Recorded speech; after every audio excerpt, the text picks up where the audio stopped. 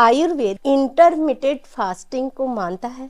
क्या हमारा पुरातन विज्ञान फास्टिंग के ऊपर बिलीव करता है? आज का यही हमारा टॉपिक रहेगा। अगर आप जानना चाहते हैं कि मॉडर्न जो ये इंटरमिटेंट फास्टिंग का ट्रेंड चल रहा है, इसके बारे में आयुर्वेद हमारा पुरातन विज्ञान क्या कहता है, तो ये वीडियो आपके लिए है। हेलो फ्रेंड्स, मैं doctor Smriti Agarwal. I am a BMS Ayurvedic doctor and nutritionist working as a weight loss expert. सबसे पहले हम जान लेते हैं कि इंटरमिटेंट फास्टिंग होता क्या है। यह एक टाइप का आंतरिक उपवास है। इसमें कुछ हिस्सा दिन का हम खाते हैं और कुछ हिस्सा हम उपवास में रहते हैं। अभी बहुत ज्यादा 16:8 का चल रहा है, जिसमें 16 आवर हमको भूखा रहना रहता है और 8 आवर हम खाते हैं।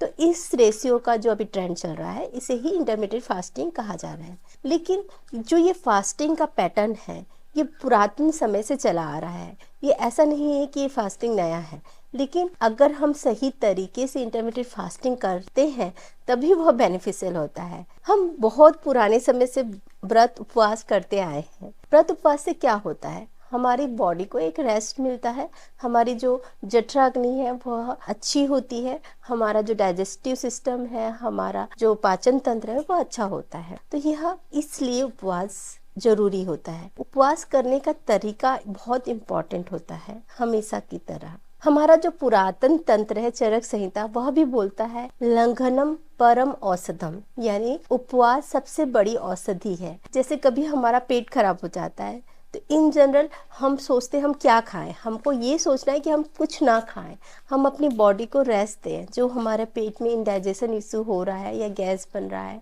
या फिर लूज मोशन हो रहा है, तो उस समय हमारी बॉडी को हमको टोटली ब्लैंक रखना चाहिए ताकि उसका प्रॉपर लंघन हो सके, प्रॉपर उस बॉडी को रेस्ट मिल सके। इसीलिए लंघनम परम औषधम जो चीज है, ये हमारे चरक संहिता में भी लिखा गया है।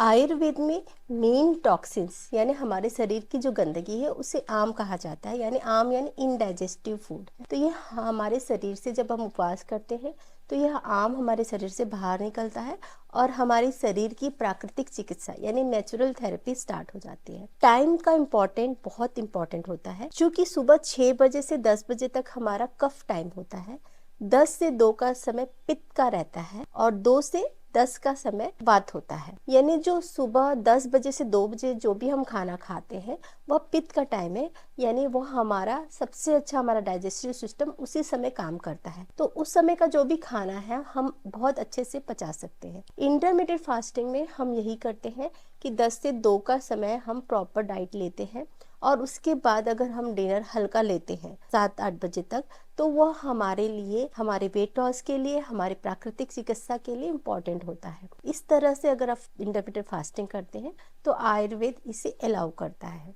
आयुर्वेद बोलता है समय पर खाओ, भूख से थोड़ा कम खाओ और खाने के बीच में गैप रखो। अगर हम इन 3 चीजों को फॉलो करते हैं तो हम हेल्दी रूटीन फॉलो करके अपने आप को हेल्दी रख सकते हैं। फास्टिंग क्यों इम्पोर्टेंट है? फास्टिंग इसलिए इम्पोर्टेंट है, डेली रूटीन हम दिन भर उसको खाना देते रहते हैं तो हमारा जो सिस्टम है वो थक जाता है, तो उसे रेस्ट देने के लिए फास्टिंग इम्पोर्टेंट है। जब हम बॉडी को रेस्ट देते हैं डाइजेशन के लिए, तो वो जो जमा हुआ फैट है वह उसे यूज करता है और हमारे शरीर से फैट घटना चालू हो जाता है। इस तरह से भी वह फास्टिंग इम्पोर्टेंट देता है। अगर आप सही समय पे सही खाना खा रहे हैं तो आप अपना वेट लॉस आसानी से कर सकते हैं। इसीलिए हमें बोला जाता है कि वीक में कम से कम 1 दिन फास्टिंग हमें रखना चाहिए, बॉडी को रेस्ट देना चाहिए। इंटरमिटेंट फास्टिंग में हम एक समय के लिए बॉडी को रेस्ट दे देते हैं। इंटरमिटेंट फास्टिंग करना कैसा है? उठते साथ आपको 1 गिलास गर्म पानी पीना है, फिर हर्बल टी वगैरह लेते रहना है। आपका जो पहला मील है वो 12 बजे प्रॉपर लंच होना चाहिए और उसके बाद रात का जो डिनर है वो हल्का होना चाहिए और सुबह आप नाश्ता में आप फ्रूट्स यूज कर सकते हैं।